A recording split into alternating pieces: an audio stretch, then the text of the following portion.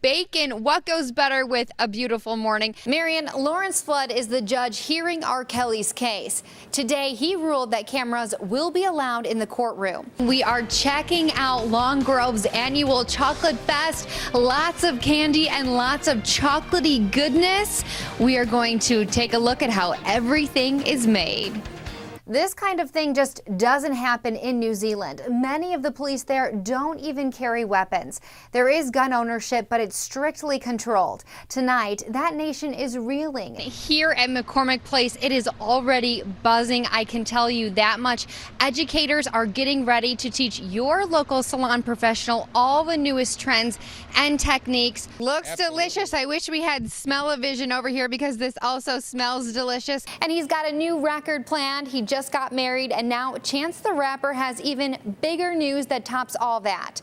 Newlyweds Chance the Rapper and Kirsten Corley are expecting their second child. Here's NBC5's Sabrina Santucci.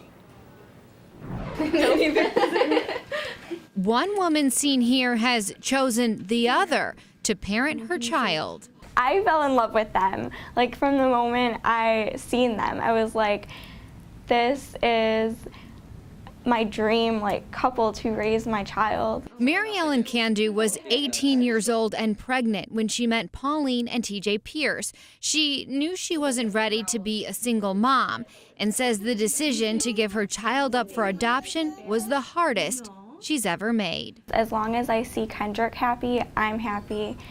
And I realized how important it was to his life. In order to give Kendrick the best life, both Mary Ellen and the Pierces wanted an open adoption. So from pregnancy to Kendrick's birth, Pauline and TJ were there. Adoption's a really, really beautiful thing, and it feels very natural, and it just feels very special. Now, 16 months later, Mary Ellen visits often.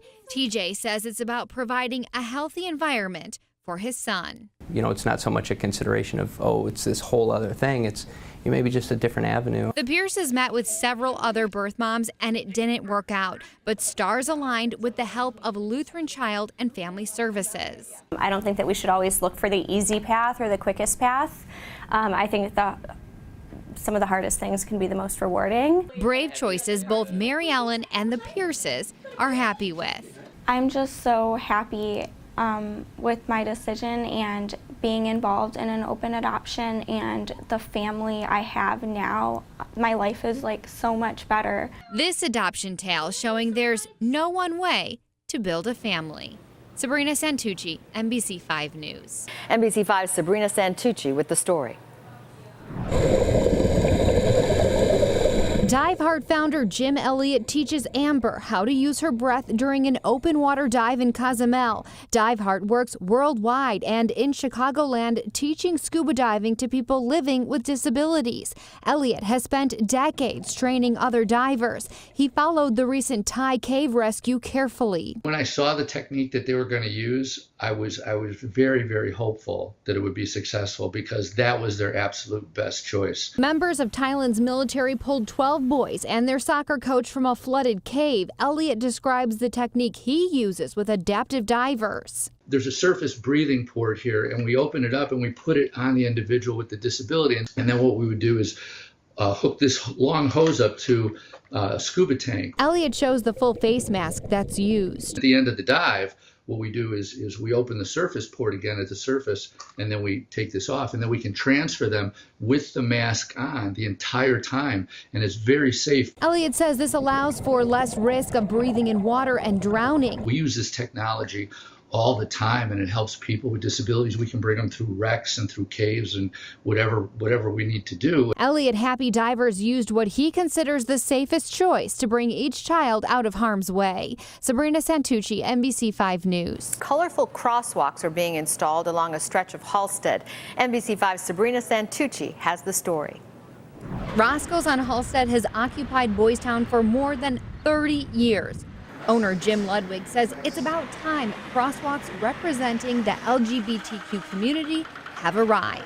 I think it's really a great thing for us to get this designation so the neighborhood gets a little more color and more attractiveness, especially to the tourists that come to Chicago. And Boys Town will feature 14 colorful crosswalks along a stretch of Halsted from Melrose to Bradley, excluding Addison. One walkway is dedicated to the transgender pride flag. It takes crews a little over an hour to complete each crosswalk. They use tiles just like this one. This bright project is paid for entirely through the North Halsted Business Alliance. This has been a project that we've been working on for such a long time, so to actually see them installed is such a great feeling.